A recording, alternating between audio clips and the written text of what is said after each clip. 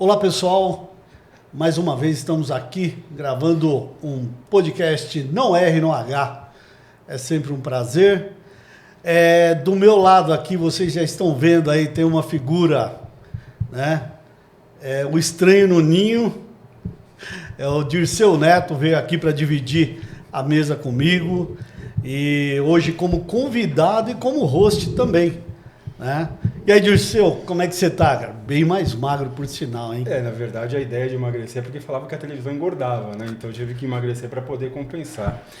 Vomir, obrigado pelo convite, né? A oportunidade aqui de fazer um freelance, né? Aumentar a renda. Aliás, e tá caro, hein? Pense para trazer o homem. Aliás, era mais fácil. Agora tá mais fácil, né? Porque antes eu vinha de graça, agora tem que cobrar, né? Brincadeira, gente, não tem cobrança nenhuma. Na verdade, é um prazerzaço estar aqui do lado do Valmir, que é um grande amigo, desse convidado também, que é um outro grande parceiro. Mas, Valmir, eu queria fazer Eu queria que o RH do podcast no RH abrisse uma investigação. Diga lá. Cara, o Edson... Não, desculpa, não estou te cortando. Eu sempre corto ele. Mas esse podcast ele só existe porque temos o apoio da Trilha Empregos, Ritaco Seguros e também o apoio do grupo Intercel e também do Núcleo de Recursos Humanos de Guarulhos, do Ciesp. Tá vendo? Agora você pode.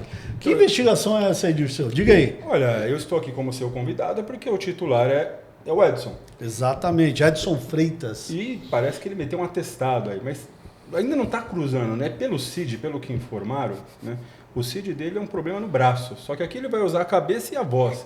Cara, é no mínimo estranho isso daí, Valmir. Concordo plenamente. Célia Granata, que é a nossa outra parceira, fundadora aqui do podcast, que deu o nome, queria fazer um livro, todo mundo já sabe disso. Ela vai investigar isso, né, Célia?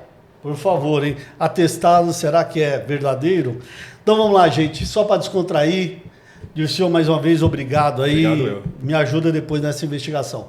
Hoje estamos recebendo aqui um convidado, já veio no podcast, mas quando o cara é bom, ele vem 1, 2, 3, 4, 5 vezes, quantas forem necessárias. Porque os convidados, eles trazem sempre um conhecimento, a sua experiência. E esse nosso convidado é mais do que especial, como todos os outros. Eu falo isso para todo mundo, né? É o Marcelo Samogin. Tudo bem, Marcelo? Tudo bem. É muito elogio, não precisa tanto disso, Valmir. Agradeço a oportunidade, é um prazer estar aqui com vocês, falando de um assunto que eu gosto tanto, né? 37 anos de remuneração, 37 anos de recursos humanos. A gente só pode gostar muito dessa área. Agradeço demais o convite e o apoio dos patrocinadores também. Muito obrigado, né? O Dirceu não conhecia ainda o Marcelo Samogin, né, Dirceu? Rapaz, o Marcelo eu tenho visto bastante ultimamente. Mas é sempre um prazer, sempre aprendo bastante com o Marcelo. Obrigado. E é uma honra, né, Valmir, você ter me convidado com... Obrigado. Uma noite com o Marcelo, num dia que o Marcelo está com a gente. Recentemente ocorreu aqui no município de Guarulhos a Expo RH promovida pelo ENIAC. O Dirceu foi um dos organizadores desse evento. E o Marcelo Samogin deu uma palestra lá falando sobre mão de obra, produtividade, engajamento. E foi sensacional. Excelente.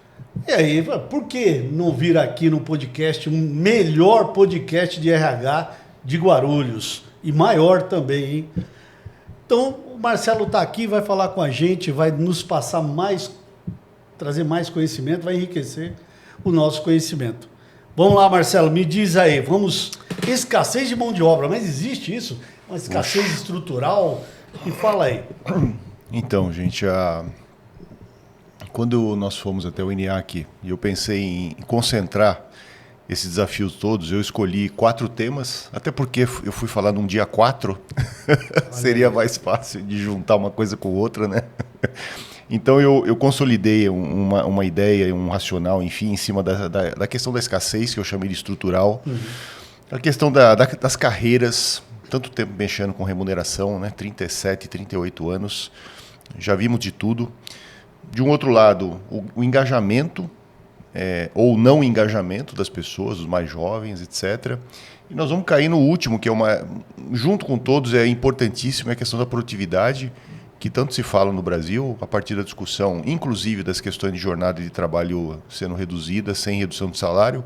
Então, esse conjunto de eixos importantes, eu chamei de desafios críticos de recursos humanos. E aí nós podemos comentar um pouco de cada um deles, começando pela escassez de mão de obra.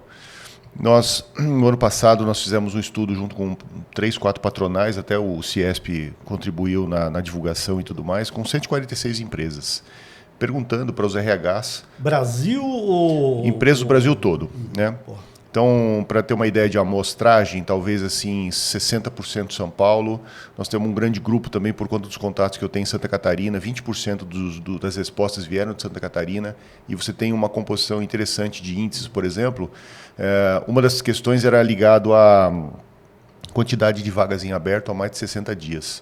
Então, na amostragem de mais de 3 mil vagas, dessas 146 empresas, sendo 50% de indústria e 50% de serviço, a amostragem geral deu conta assim, de 33% de vagas abertas há mais de 60 dias sem fechamento. Quando você olha para o recorte de Santa Catarina, esse número salta para 42%. Então, são essas diferenças, né? Então, a grande questão era se um dos patronais nos questionou sobre isso, por que as pessoas desistiam dos processos seletivos, né, não tinham motivação para continuar, enfim, e se o Bolsa Família ou a ajuda do governo era o grande determinante dessa história. O estudo, na verdade, mostrou que não somente ele é capaz de provocar esse tipo de análise, junto com... Então, nós separamos a amostragem entre operacionais, cargos operacionais e cargos especializados. Do lado dos operacionais, realmente saiu, mas não em primeiro ponto, mas numa posição importante, a questão do auxílio do governo. Mas saíram também questões de remuneração base, salário base, composição pacote de benefícios, composição do pacote de remuneração, jornada de trabalho, né? Pensando em jornada, pensamos no tamanho da jornada e pensamos no tamanho, na flexibilidade de horas, em dias de trabalho. Então, quando você olha para os cargos mais especializados, você também tem esse composto muito parecido. Mas eu, como economista, curioso, né, fui estudar tantas coisas para... A gente olha a economia de uma forma muito complexa e tudo é por camadas, né? Então, quantas camadas nós temos para entender, gente, por que nós chegamos nesse momento hoje? Então, é formação das pessoas, é falta de investimento. É geracional? É geracional, puramente geracional. Então, você não pode atribuir a um único ponto toda essa questão que nós temos hoje, que começou há 20, 30 anos atrás. Né? Você tem aí o impacto da tecnologia, que mudou drasticamente muita coisa na pandemia. Então, muito do que a gente assiste hoje ou vê como formato de trabalho nasceu na pandemia e passou a influenciar a escolha das pessoas em relação ao trabalho, né? Pouco se fala disso, mas o MEI, por exemplo, o CNPJ MEI, que vem desde 2008, criado para tentar trazer as pessoas da informalidade para dentro da formalidade, com emissão de notas, impostos, recolhimento de INSS para um dia se aposentar, em 2008. Não se esperava que ia acontecer a pandemia em 2019, 2020, né? Então, quando você pega nos dados do próprio governo e também da Fundação Getúlio Vargas, que ajuda muito em alguns relatórios, mas a base do governo, para isso, ela é interessante. No final de 2024, tinham perto de 16 milhões de pessoas MEI.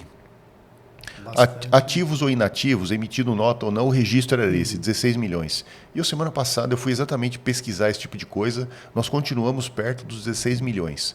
Então, segundo um estudo da GV de final de 2024, são 16 milhões de pessoas profissionais que têm uma renda 30%, 35%, até 40% maior que a classe de trabalho CLT, tem uma escolaridade maior, tem flexibilidade total de horário, tamanho de jornada e dias de trabalho para cuidar, por exemplo, de um pai idoso, filhos menores, né? A realidade a realidade da questão demográfica é essa, né? Você vai envelhecendo, precisa de alguém para cuidar. Sim. Então, o trabalho compete no tempo, porque o tempo é um só. Então, pessoas que têm uma qualificação melhor, que têm uma escolaridade maior, que têm chance de ter uma renda maior, com flexibilidade de horário, formalizadas e que um dia pode se aposentar. Não sei quando essas pessoas voltariam a ser classe CLT, né? Sem demérito de CLT, porque na nossa época era muito claro, né? Você estudava, escolhia lá uma empresa grande para trabalhar, nacional, se fosse multinacional, mais bacana. era sonho, né? Sonho. Trabalhar uma montadora, por exemplo, né? E outras tantas aí, cheio de exemplos. Que bom, né? Boas empresas. Marcelo, existe uma predominância? Você falou desses 16 milhões, em que área que essas pessoas estão atuando? Os dados, Dirceu, eles abrem, eles granulam essa... Mas tem muita gente de serviço. Muita gente de serviço. Né? Então, um exemplo só. Esse dia na frente do prédio da minha casa, esperando um táxi, 20 minutos ali parado, eu vi 5, 6 entregadores entregando todo tipo de coisa. Desde comida, produto X, pacote pequeno, médio, grande. E aí você olha para aquilo e fala, tá vendo? Essas pessoas que não estão trabalhando na fábrica estão com um carro próprio ou uma motocicleta entregando, né, o que nós compramos pelo aplicativo X ou Y, né? Não precisa citar os nomes, né? Aliás, depois da pandemia, os marketplaces, né? Depois da pandemia, a vida de porteiro nunca mais foi a mesma. Né? Exatamente. Então, impossibilitou você colocar como uma portaria remota, né? Exatamente. Quem recebe, né? Exatamente. Então, como você tem essa possibilidade de analisar por camadas, seria um erro atribuir essa questão da escassez estrutural num único racional de as pessoas estão sem a formação necessária que as empresas esperam, que foi um item da pesquisa, né? As respostas foram assim, em torno de 70% das vagas ou dos candidatos tinham formação ou qualificação aquém das vagas, né? Nós trabalhamos em recurso humano tanto tempo, a gente pode até supor que a exigência daquelas vagas era um pouco maior do que a média de mercado, por estarmos talvez em São Paulo, tem uma amostra importante em São Paulo no estudo, empresas industriais que exigem uma qualificação maior que empresas de serviço, tudo isso é verdade, né? Mas você tem N situações que você pode analisar e cada uma delas contribui para tal o apagão de mão de obra ou escassez de mão de obra, né? E os jovens, né, que nem sempre têm interesse em atividades que eram atividades clássicas, por exemplo, que o Senai sempre ensinou, carreira de soldador, montador, mecânico, etc. E excelentes profissionais que eles formavam, né? Ainda formam.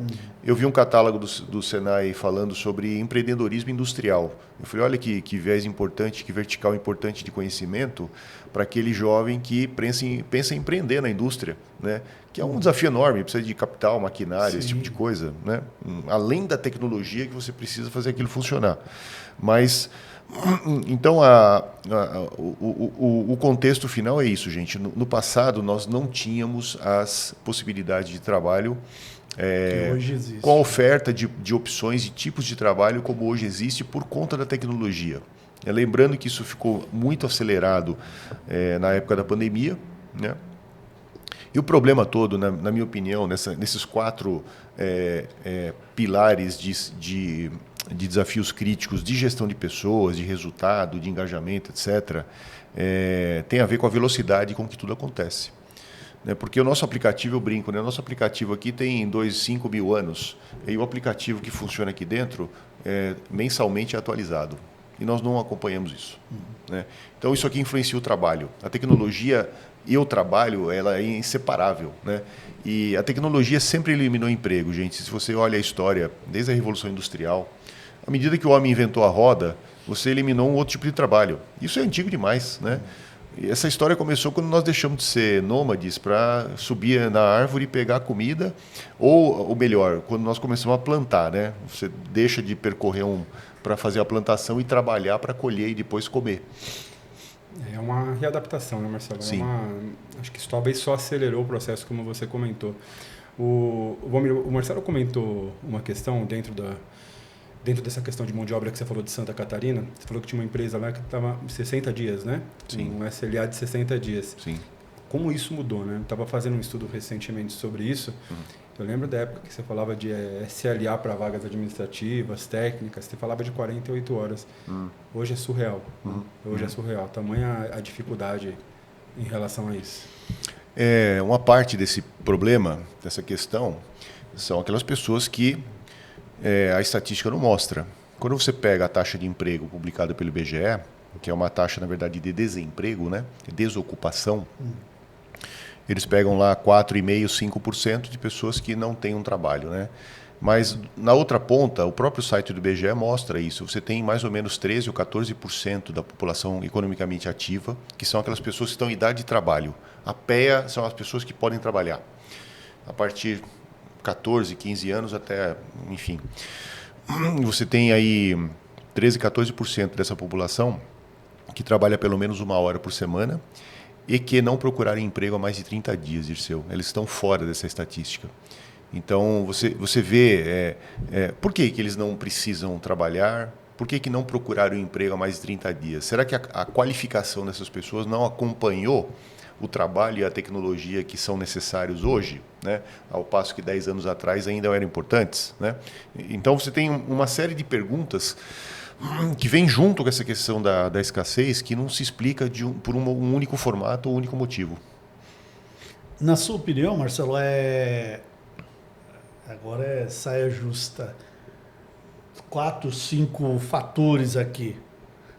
Para você, 2 aí que são determinantes. Você acerta muito justa? Quando eu pensei nos 4, pessoal, eles se complementam, né? Então, quando eu penso em escassez, a questão populacional ela é simples no mundo todo, não é só o Brasil. À medida que a população envelhece, né, e o Brasil, assim, economicamente falando, nós vamos envelhecer antes de ficar rico. O país, né? Você pode envelhecer com um bom patrimônio e gozar de uma aposentadoria ou de um período de aposentadoria não oficial, de um jeito mais o welfare da Europa, etc., né? De um jeito mais confortável e seguro. Mas não é o nosso caso. Então nós não vamos acumular riqueza antes de ficar velho. País, falando de país. Isso quer dizer que os jovens vão ter que trabalhar mais. E certamente as datas e os tempos de aposentadoria daqui para frente vão ser maiores, porque ninguém paga essa conta, né? A menos que a inteligência artificial consiga repor essa produtividade que os jovens, numa população grande, teriam que entregar para sustentar a população mais velha. Porque talvez a gente encontre pessoas hoje que vão viver 100 anos, 120 anos. Não é difícil, né? Então, mas essas pessoas precisam ter o quê? Saúde, alimentação, proteção do governo, etc. Aquela questão social que é importante. Então, como é que você traz os jovens para esse modelo de trabalho novo, contribuindo para a economia como um todo, né? Então, do ponto de vista econômico, nós vamos envelhecer, o país ele vai envelhecer sem ficar rico. E aí você vê um jovem, às vezes pedindo alguma coisa no semáforo ou num trabalho que pouco contribui para o PIB, né? Porque o PIB é a somatória de tudo que nós fazemos. As empresas, que são as pessoas, indústria e serviço. Então, se você trabalha 8 ou 10 horas por dia produzindo no final de um ano 50 mil moedas, e uma outra pessoa que estudou mais, que investiu na carreira e tem um outro tipo de trabalho, produz 200 mil moedas, para o PIB, esse contribuiu muito mais. Então, esse é um problema que nós vamos chegar na produtividade, né? Por que o salário médio no Brasil anual são 10, 9 mil dólares? E na Europa você tem 25, 30, 40, dependendo do lugar, Estados Unidos, 30 mil dólares ano, né? É uma questão de produtividade. Então, como é que você atrai esses jovens para as carreiras que ainda não existem nas empresas? Porque nas empresas nós temos, falando de carreira agilidade, né? Muitas vezes nós montamos a estrutura de carreira olhando para os últimos 20 anos. O que funcionou, né? O que pode ser feito, adaptado, etc. E o jovem, a impressão que eu tenho é que eles veem o trabalho como um jogo, é um game, né? E o jogo ele é rápido. Então, você avançou uma casa, avançou uma tela, você ganhou moedas, você ganhou pontos, né? E a carreira demora 8 anos. Né? A carreira que existe, sim. Formar um engenheiro, formar um bom profissional de RH, finanças, não importa. E aí esse jovem, ou essa jovem que aprende mais rápido, usa o YouTube, etc., né? Essas ferramentas todas como fonte de aprendizado, se desenvolve mais rápido e entrega mais. Em 4, 5 anos, metade desse tempo, você não sabe o que fazer com esse profissional. E aí a concorrência leva embora. Porque o modelo de carreira, ele não foi adaptado, na minha opinião, ele não foi ainda pensado para esse momento 2 dessa velocidade do trabalho, né? Ainda que seja estressante, ainda que nós soframos assim, um bombardeio de informações por conta das telas, né? Qualquer que seja o tamanho da tela, vem informação de todo lado, né? Então, acho que a impressão que eu tenho é que as empresas os RHs, né, Dirceu, vão ter que pensar metade do tempo cuidando das pessoas que não conseguem se adaptar a esse mundo veloz. Metade do tempo. E a outra metade se perguntando o que é que faz com aqueles que conseguem tirar proveito disso para a carreira e transformar em produtividade, que é o nosso quarto pilar aqui. De uma forma engajada, porque se eu me sinto útil num trabalho, numa empresa X, porque valoriza essa minha velocidade que eu também demonstro, eu aumento o engajamento, eu não penso em ir embora dessa empresa, o turnover é baixíssimo, né, Dirceu? E o turnover custa caríssimo sempre, no mínimo 2,5 vezes o valor da vaga. Então você vai juntando esses quadrantes todos. E falando em produtividade, Marcelo, assim, eu gosto de te ouvir porque você, além de ter essa convivência com o RH, você vê o lado econômico da coisa, até por formação, né? Sim. E eu queria a sua opinião. O podcast ele recebeu, alguns meses atrás, o Cabeça, que é o presidente do Sindicato dos Metalúrgicos, né? Que é um cara extremamente inteligente. Ele falou do papel do sindicato, que é estar do lado da empresa, né? Ele ser um braço ali também. O sindicato ele não está ali para... É um braço, obviamente, dos trabalhadores, né? No caso do sindicato dos empregados. Mas aquele lado de estar a favor da economia, né? Criando soluções para ambos os lados. Por outro lado, eu queria a sua opinião, Marcelo, em dois aspectos, né? A bola da vez que voltou, que é a questão da escala 6x1. Do ponto de vista de retenção, é óbvio que a pessoa, se tiver a mesma condição salarial de benefício, ela vai optar uma escala 5x2 de uma 6x1. Mas eu queria a sua opinião do ponto de vista econômico, cara, com a vida do empresário, né, em relação a isso. E como o Valmir gosta das perguntas compridas, e já emendando essa pergunta, a pressão sindical, você sente que melhorou ou não? No sentido de... Melhorou, eu falo que no sentido de diminuir, né, em relação aos empresários, em relação à participação nos lucros, que afeta diretamente a parte econômica das empresas e também, obviamente, dos empregados. Olha, Valmir, depois de 34, quase 40 anos nessa área, né? Eu acho que o sindicato ele é importante, mas ele é um bom dublador, dizendo que ajuda as empresas.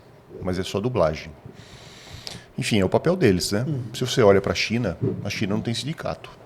E aquilo funciona do jeito que nós sabemos. Um único comando, né? Controla aquilo durante anos. Não tem sindicato. Se você faz uma pesquisa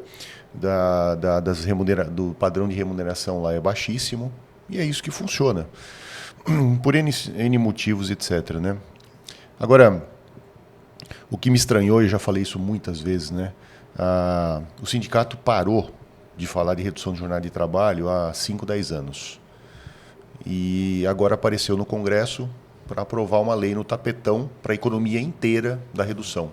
Então, era esquisito, né? Eu, desde garoto, comecei com 14 anos, trabalhando no Bradesco em Osasco, estudei na Fundação Bradesco, tenho um orgulho enorme daquele lugar, olhando o sindicato falando de jornada de trabalho. Eu falei, poxa, mas hoje não se fala mais disso? Naquela época eram 48 horas semanais, né? Era diferente. Aí com a Constituição de 88, estou entregando idade aqui, né? Foi. Com a Constituição baixou para 44 semanais. Foi. Né? Agora, esse é um lado do cenário, né? Então talvez consigam algum resultado no Congresso para a economia inteira, que é um problema, porque as categorias são muito diferentes entre si, serviço diferente da indústria, serviço tem saúde no meio, o varejo tem o comércio todo, né? Que tem jornada de trabalho e sábado, domingo aberto, etc. Isso provoca uma mudança, um rearranjo, etc. Acho que do ponto de vista de produtividade, de custo das empresas, o Dirceu, você tem uma questão importante, né?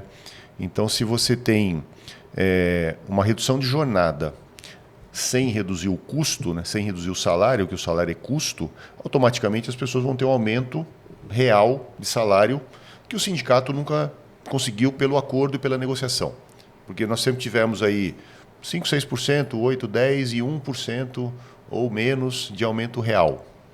Então, esse um dia a menos, ou 4 ou 10 horas a menos na jornada, significa aumento real de salário.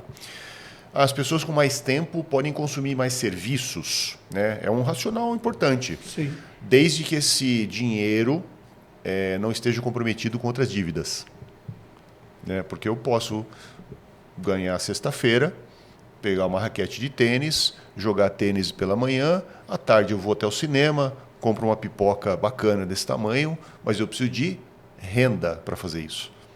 Né? E as pessoas estão endividadas, com dívidas a mais, sei lá, 60%, 70%, 80% das pessoas, o Serasa fala em um alto endividamento. Em algumas facilitadas pelo próprio governo. Né? Esse é um outro problema do consignado do GovBR. Né?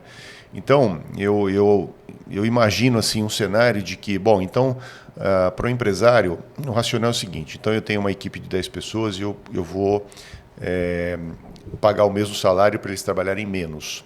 Então eu vou escolher aqueles que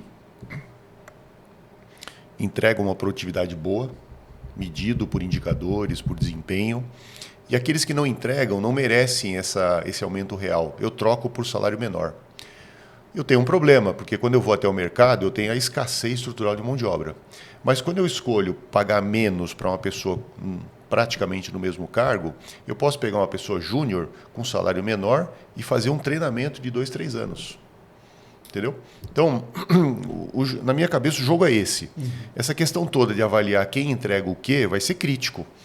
Porque eu, como dono daquele pedaço da empresa funcionando, pode ser um departamento, pode ser a própria empresa, eu não aceito que todos tenham o mesmo aumento real.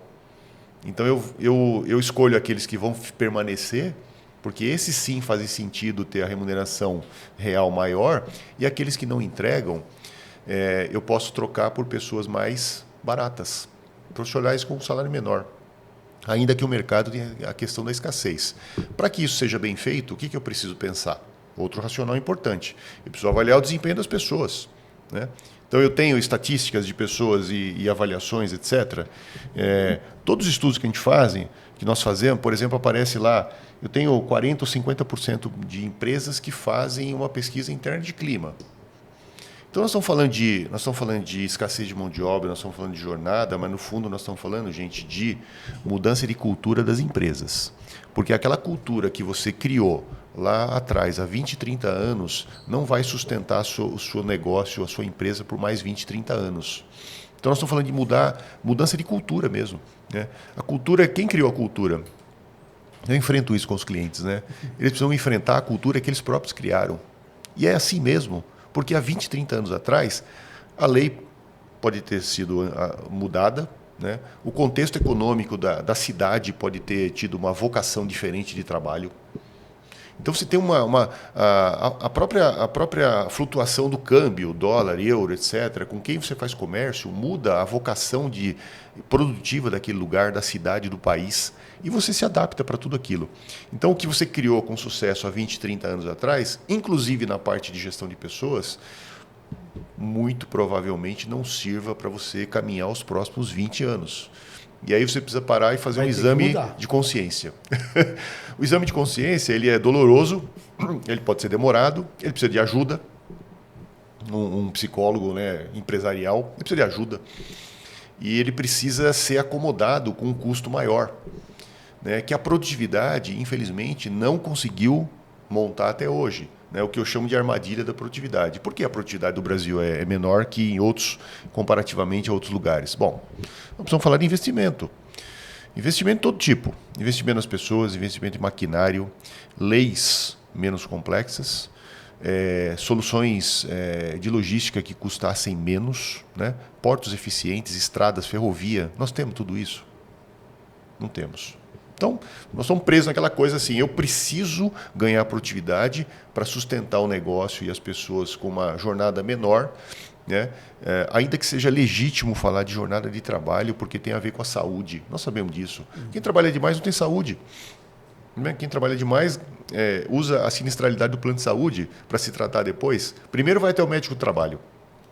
E depois vai para dentro da questão do saúde. Esse trabalhar demais... a gente pode também fazer um comparativo. Ou trabalha demais, ou quantitativo, ou qualitativo. Qual o ambiente que ele está inserido? Sim.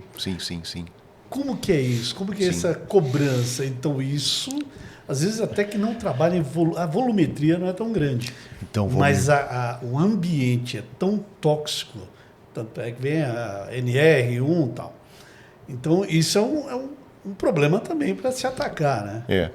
Quando nós falamos de mudança de cultura, nós colocamos nesse mesmo pacote os investimentos que você faz, ou que deveria fazer, ou que não faz, para requalificar a sua liderança. Porque, invariavelmente, os acionistas, os diretores principais sozinhos não fazem esse trabalho de mudança. O que faz é a liderança intermediária, né? Aquele coordenador bom, aquele gerente, um outro diretor. Então, se você não pensa em requalificar essas pessoas, como é que você vai dar um salto também em produtividade? Além dos sistemas que você precisa, maquinário, tecnologia e processos que precisam ser revisados. Marcelo, você falou um ponto em relação a essa questão econômica de tendências. Guarulhos ele tem uma característica muito peculiar, né? Nós temos o maior aeroporto da América Latina, temos fácil acesso ao Porto de Santos, mas também tem uma característica, eu queria que você desse o seu ponto de vista em relação ao processo de desindustrialização. Muitas indústrias saindo e aumentando muitos centros logísticos, né? Todos sabem a potência que é uma indústria, né? o quanto que ela reflete na economia em todas as suas escalas. De alguma maneira, né? E aí talvez Guarulhos ele não represente a realidade nacional, mas de alguma maneira você acha que essa questão do e-commerce, esse aumento exponencial de importação, de alguma maneira ameaça a nossa economia? Na verdade, a questão de ameaçar ou não, Dirceu, ela é semântica, né? Ela cria um ambiente de negócio diferente. E eu vou dar um exemplo bem simples, né? Eu sou de Osasco. Osasco sempre foi uma cidade industrial. Sempre. Cobrasam, Braseixo, Cimaf, aquela Avenida Autonomistas, a Zé Bramboveri, onde eu comecei a trabalhar, né? E hoje eu passo lá, no mesmo lugar, Valmir, no mesmo endereço, tem um shopping center. Então, o que era uma cidade industrial, tipicamente industrial, com todo tipo de indústria, deixou de ser-la. E hoje é uma cidade de serviço. Diferente de Barueri, que continua industrial, diferente de Itapevi, que continua industrial, diferente de Guarulhos, que continua industrial, apesar de você ter essa questão da logística, diferente do ABC, São Bernardo, Diadema, Santo André, que continua com viés ainda industrial muito forte. Quando você muda esse tipo de vocação do lugar, você automaticamente muda o perfil da mão de obra. Então imagine um exemplo só, né? Alguém de Guarulhos ou daqui da região pensa em estudar engenharia para trabalhar numa indústria, mas não tem mais indústria. As indústrias estão em Sorocaba, em Piracicaba, elas estão no eixo em Ribeirão Preto, interior de São Paulo. Por quê, né? Também pela questão sindical, temos que ser honestos nessa hora, temos que ser verdade. O ABC perdeu também, mas não só por isso, né? Um dos fatores. Né? Eu preciso ter espaço para expandir uma indústria, eu preciso ter licenças de todo tipo para colocar material contaminante, maquinário, meio ambiente, eu preciso de água, muitos processos, né? Eu trabalhei em papel celulose, eu preciso de muita água para processo celulose, para fazer o processo funcionar, e precisa devolver a água limpíssima para o rio, né? Trabalhei no Grupo Suzano, na Bahia Sucelulose. A mesma água que você capta do rio, o último teste é um tanque de carpas. E a carpa ele é um bicho super sensível à contaminação. E depois que passou pela carpa, você volta a água para o rio limpíssima, né? Enfim, é o processo deles. Então, esse trabalho de vocação... Agora, você tem um entorno, eu disse, que as coisas não são por acaso, nada é por acaso. Você tem um rodoanel passando a alguns minutos daqui, né? Assim como o Barueri também tem, assim como Cotia. Então, você tem essa ideia dos galpões logísticos e, querendo ou não, gente, o estado de São Paulo tem 30% ou 31% do PIB brasileiro. A capital de São Paulo, com 12, 14, 15 milhões de pessoas... é maior que Portugal, por exemplo. Portugal tem 10 milhões de habitantes. A Espanha tem 44 milhões de habitantes, que é como o estado de São Paulo. A Alemanha são 88 milhões de habitantes. A França, não sei se são 60 ou 70, mas você tem essas proporções, né? E todo esse pessoal precisa de emprego, né? Precisa ter trabalho, precisa estudar, se preparar, pensar onde vai trabalhar. Então, essa vocação que nasce do planejamento do país, da cidade, do estado, né? Quando eu falo planejamento, gente, nós somos muito, assim, olhando economicamente, nós somos muito atrasados nesse tipo de coisa, porque os dados do Brasil sempre foram muito ruins. Hoje está bem melhor. Eu vejo dados do estado de São Paulo, eu vejo alguns dados federais. O problema é que não é o dado em si. Confiáveis? É o que nós temos para, né? Confiável até segundo a interpretação que você pode fazer um desconto ou não, como essa questão nos números do IBGE, né? Então, você tem 5%, grosso modo, de pessoas desocupadas, mas você tem 13% ali que não procuraram emprego ou que trabalham só 1 hora por dia, porque o restante recebe algum auxílio do Estado, do governo do Estado ou federal, né? Então, quando eu falo planejamento, é que, dá só um exemplo sobre isso, né? Você pode ter uma grande quantidade de pessoas se formando numa profissão e faltar outra profissão daqui 15, 20 anos. Quando você olha a estatística, que fez parte do estudo aqui da escassez, nós vamos olhar essa camada de formação das pessoas. Alguns dados são realmente interessantes, outros ficam em dúvida, não dá nem para comentar, mas tá bom. Retratos 2023 do próprio site do MEC e 2013. O Brasil formou entre as 3 principais profissões pedagogia, direito e administração. Então não temos engenheiros. Isso foi igual em 2013, isso continua igual em 2023. Então nós temos formados em direito, formados em pedagogia e administração. O governo fala em reindustrialização do Brasil. Sem engenheiro, como é que faz isso? Disseu. Sem engenheiro você não faz reindustrialização. Então está faltando uma perna nessa conversa, né?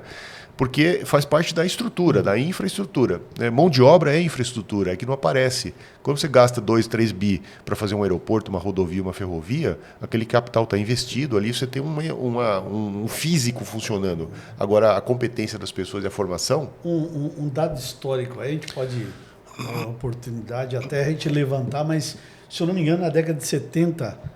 foi a década com o maior número de engenheiros formados. Era o curso mais procurado. Olha que a engenharia na época não tinha tantas possibilidades. Tinha bastante mesmo, na época? Olha, eu ouvi dizer que sim. Né? Não pela idade. Né? Essa época, gente, eu fiz um estudo muito grande na Faculdade de Economia. Eu adoro economia, né? Assim como eu adoro a área de remuneração. Mas a economia é muito complexo. O meu trabalho de conclusão de curso quase foi para um mestrado, mas não chegou, era exatamente sobre o programa de substituição de importações que o Brasil fazia. Então, para você substituir importações, o que você precisa? Indústria. Então, para produzir, eu preciso de gente, eu preciso de engenharia. Então, você começa a puxar a formação das pessoas também para esse viés.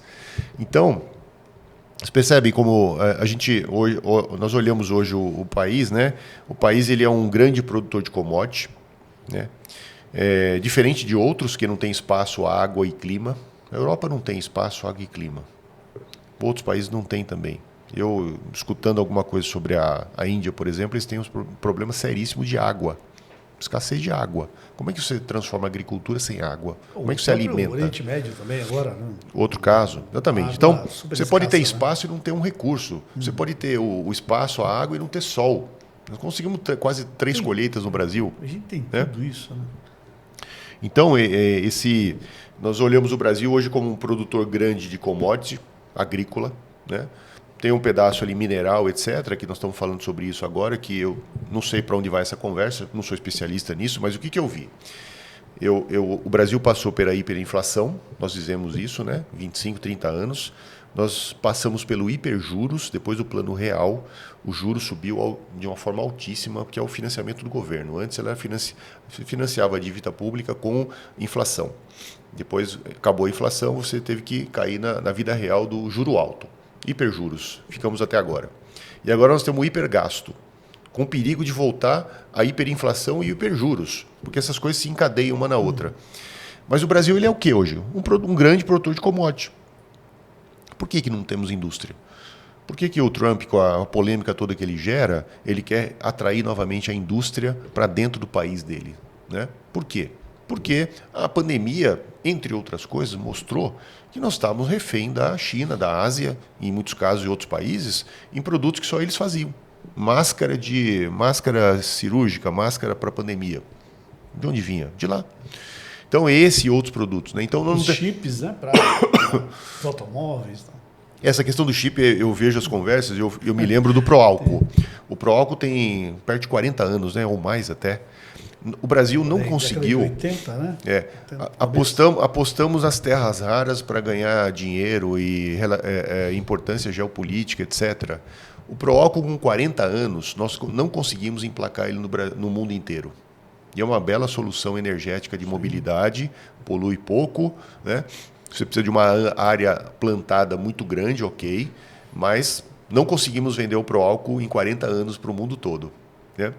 Vamos conseguir vender terras raras, Dirceu? Não sei. Daqui 40 anos, nós podemos sentar nessa mesa e conversar novamente sobre esse assunto. Deixa eu ver. Acho que não vai dar. Então... Não, você também não. Não, eu estou fazendo conta. Quando os políticos falam, gente, assim, de pensar o país... No fundo, é isso que precisa ser pensado. Né? Nos próximos 30, 40 anos, o Brasil continua sendo um fornecedor grande de comida para o mundo, porque a produtividade nossa é um negócio relevante. Né? A Europa não tem espaço, não tem clima, às vezes não tem água. Então, os agricultores da França não gostam da produtividade brasileira porque o Brasil dá um banho nesse tipo de assunto. Né? Por conta de tecnologia, por conta de investimento, financiamento e tudo mais. E a economia precisa, qualquer lugar, qualquer país, precisa da comida barata. Porque se a comida custar muito caro, ninguém compra isso aqui. Ninguém compra esse microfone, ninguém compra esse copo de vidro, porque não sobra dinheiro. E aí nós voltamos para a questão da jornada, daquela pessoa que agora vai ter tempo para consumir entretenimento, serviço, porque vai trabalhar menos, mas não tem renda. Então, os dilemas da economia são simples. Eles são esses. As soluções são complexas, mas os dilemas são simples. É um assunto muito amplo, Marcelo, porque até pegando esse gancho, o nível cultural também, assim, as pessoas vão ter as horas livres, né? Mas como que elas vão aproveitar essas horas? Né? Vai ser com o tigrinho, vai ser estando com a família, porque pagando uma coisa... Eu apostaria que um grupo talvez optasse por trabalhar um dia à parte num trabalho remunerado. Completar? Exatamente, Valmir. Porque isso já acontece hoje. Eu já escutei mais de 2, 3, 4 vezes. Marcelo. O funcionário faltou na sexta-feira, porque não tinha gás para cozinhar no final de semana, o salário não ia sair, a pessoa faltou sem justificativa, foi num trabalho à parte, faturou R$300, colocou no bolso e comprou o botijão de gás. Eu já escutei isso diversas vezes. É legítimo o trabalho remunerado? Claro que é legítimo. Sim. Agora, o arranjo, né? Mas por que o salário na indústria ou na empresa formal, CLT, ele é, aspas, baixo ou não chega num nível de competitividade? As empresas pagam imposto demais para manter o trabalho formalizado, e nós sabemos o quanto, né?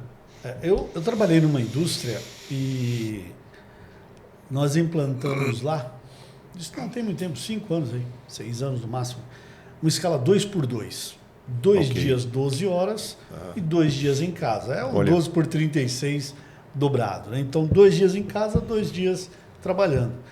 E aí... Que tipo de resultado gerou? Uma boa parte desse pessoal... 2 dias em casa, eu não preciso disso. Não preciso disso. Trabalhar em outro local. Olha. E tinha um segundo trabalho.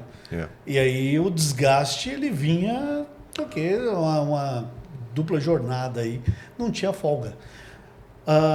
Na área de serviços, portaria, acontece muito isso. 12 por 36, que é o dia sim, dia não. Dia sim, dia não.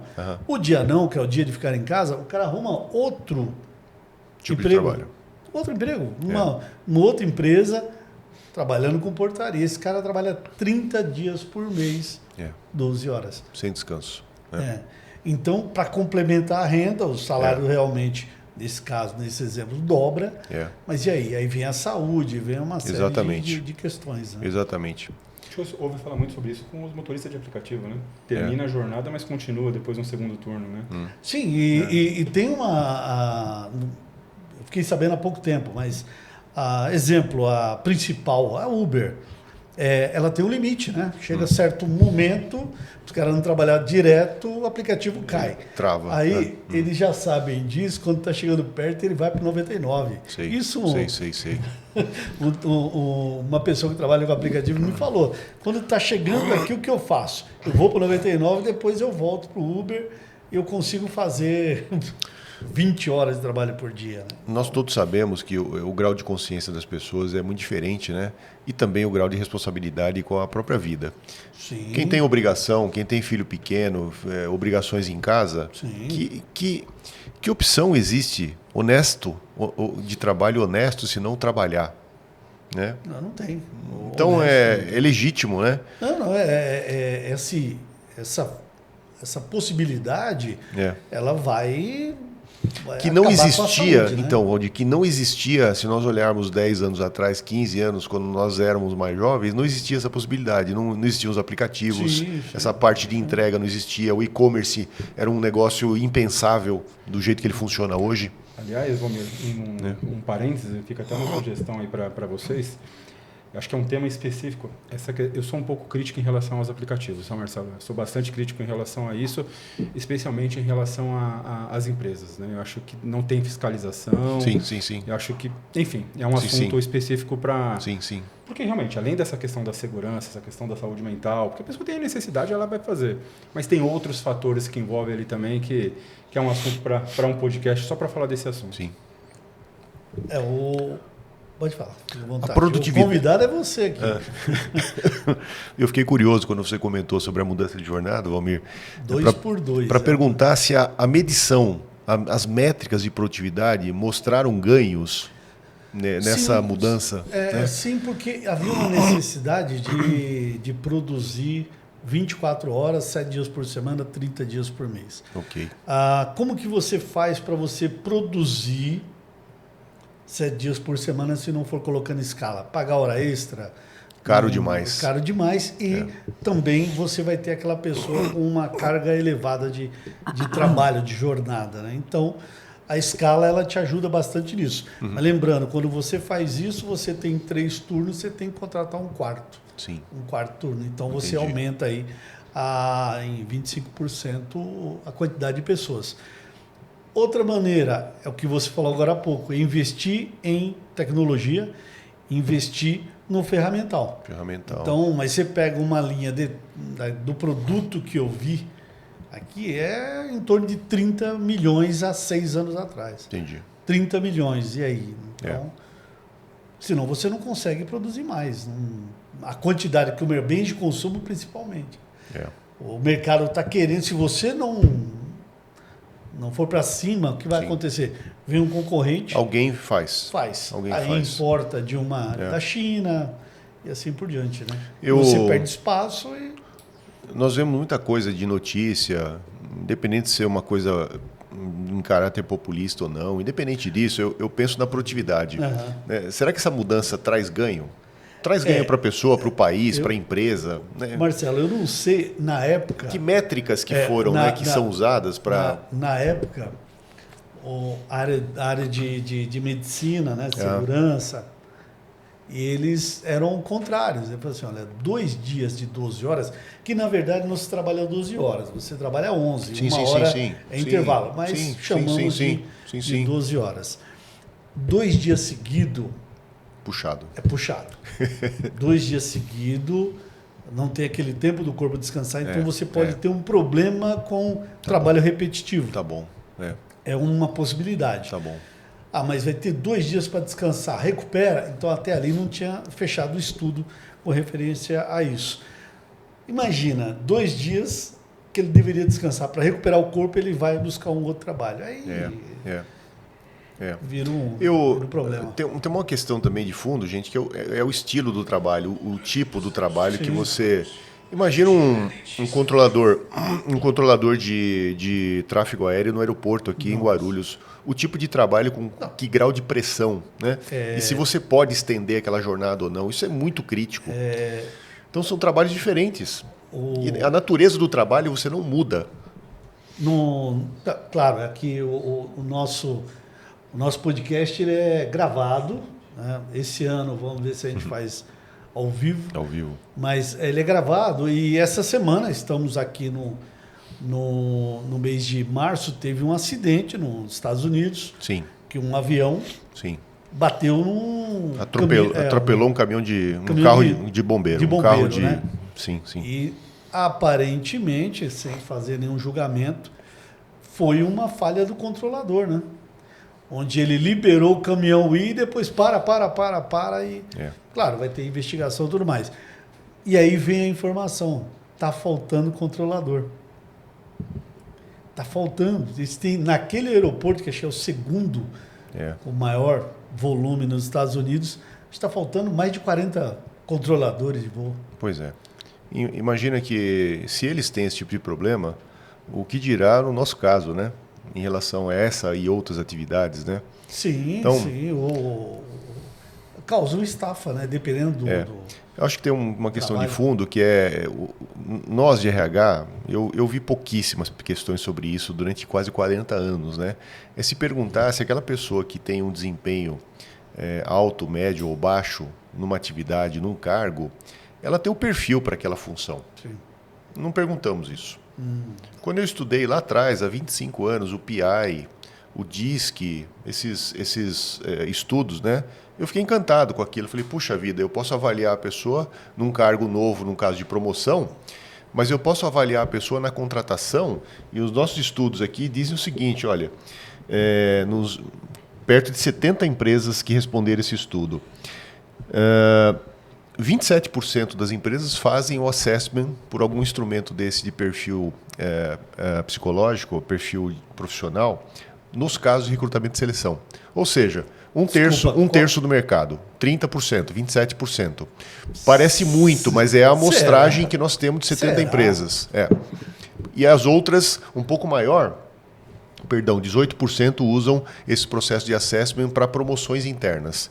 Então, não acho que essa média representa o mercado como um todo. Ponto número 1. Né? Nós estamos falando de empresas de São Paulo, empresas grandes, mas a grande maioria não pensa dessa forma, nem sabe que existe um instrumento desse, nem sabe. Né? E aí... Por isso o meu espanto. E aí você contrata uma pessoa olhando o currículo, né? A história dela, que o currículo mostra, e faz uma avaliação durante 2 períodos de 45 dias para saber se a pessoa vai bem naquela atividade ou não. E deixa o barco rolar. Vomir, a produção veio avisar que já está chegando na reta final. Já? Já veio a plaquinha já. Só fazer uma correção, Marcelo, minha. No começo eu falei que o Cabeça esteve aqui alguns meses atrás em relação... Na verdade, eu não fui feliz na colocação, em relação a apoio às empresas. Na verdade, o que ele quis dizer, e eu não soube me expressar... o sindicato ele não se coloca mais naquele papel como uma barreira, né? Ele sim briga pelos direitos dos empregados. Quer viabilizar. Até porque se começa, eu particularmente, Marcelo, apesar de jovem, eu sinto realmente essa mudança ao longo do tempo, né? Porque se espremer demais, cara, a indústria, a empresa não aguenta, né? Então foi mais nesse contexto e eu sinto que de fato talvez, né, pela realidade de Guarulhos, eu sei que é diferente do ABC, eu sei que Osasco também é uma realidade, mas eu sinto pelo menos o sindicato dialogando mais. Sim. Então foi nesse contexto, não é que ele esteja apoiando, mas também não cria tantas dificuldades. É mais o perfil de quem senta na cadeira. Dialogando mesmo, né? Dialogando, acho que precisa, não? A sociedade... se não dialogar, fica bem difícil, né?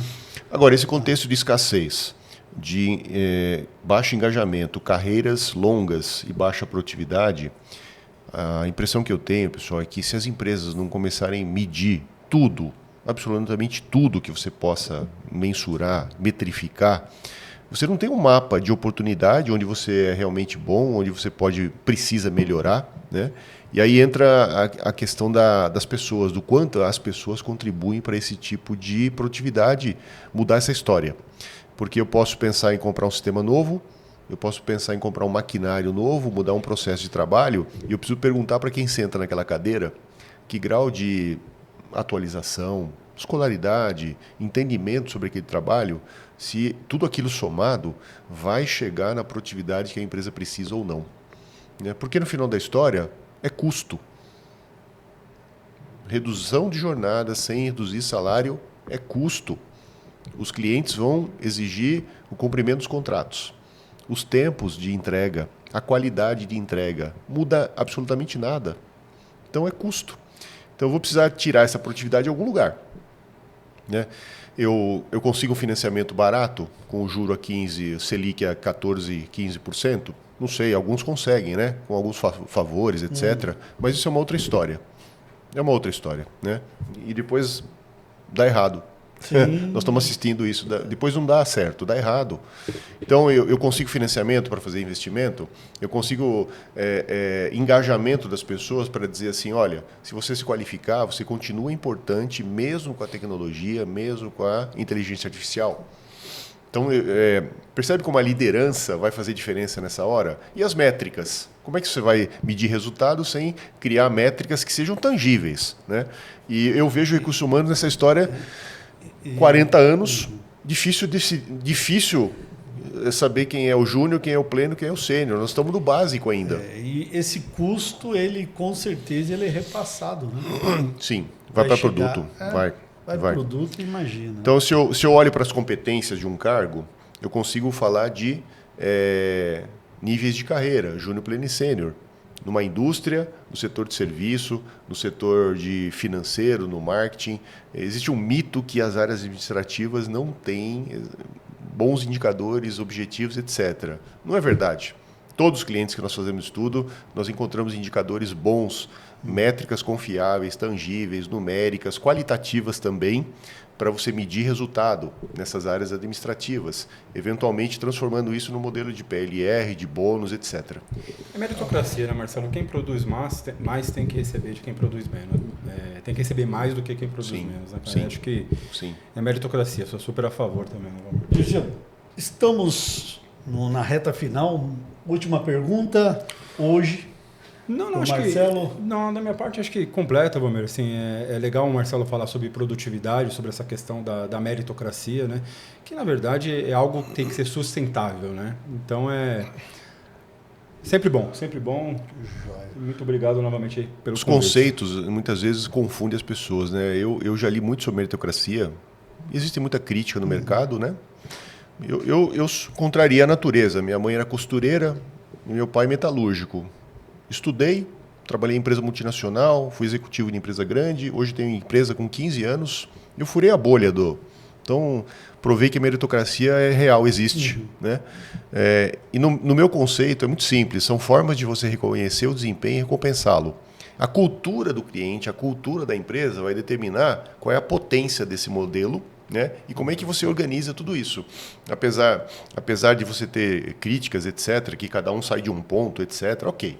Mas na natureza sempre foi assim. Né? Nunca foi diferente. A parte igualitária, que seria um sonho, ela não existe na natureza. Agora, como é que a empresa trabalha isso na comunicação, junto com a liderança, para transformar isso num ambiente produtivo, diferenciado para conquistar clientes novos, por exemplo, novos mercados? Olha a questão geracional que nós estamos falando. Jovens e mais maduros, né? Para não falar idoso ou velho, né? Nós estamos chegando lá, quase 60. A empresa, na minha opinião, gente, a empresa que conseguir juntar essas duas pontas e transformar isso em inteligência de negócio, criticidade, junto com a IA, porque os jovens podem saber usar a tecnologia IA, mas os mais maduros entendem como é que aquilo funciona por dentro para poder implementar uma mudança, uma melhoria. A empresa vai ser muito bem sucedida nessa fase de transição, né? E essa dificuldade ou questão geracional que nós falamos tanto, também em RH, ela deixa de ser uma dificuldade para virar o quê? Um pilar de competição, de competitividade melhor. Muito bom. Marcelo, os seus contatos, redes sociais, na descrição do vídeo a gente coloca, facilita para o pessoal acessar e você já é da casa. Obrigado mais uma vez pela participação, escassez estrutural, engajamento, carreiras ágeis, produtividade, são temas que estão borbulhando a todo momento, né? Então, mais uma vez, obrigado pela sua participação e logo, logo teremos você aqui novamente. Poxa, agradeço eu pela oportunidade de falar desses assuntos que eu tanto gosto. E como eu brinco, né, nós não sabemos as respostas. Nós sabemos olhar os números, analisar os cenários, e nós temos que fazer as perguntas, inclusive para construir os prompts da IA que vai nos ajudar a responder outras coisas. Obrigado eu. Agradecendo mais uma vez aos apoiadores Trilha Empregos, Ritaco Corretora de Seguros, Intercel e também o Núcleo de RH do Ciesp Guarulhos. Agradecendo ao Dirceu Neto aqui do meu lado. Dirceu, obrigado mais uma vez. Não esqueçam de se inscrever no canal, compartilhar esse vídeo, sininho. Ajuda esse canal, esse podcast a crescer, que esse ano teremos muitas novidades aí, tá bom?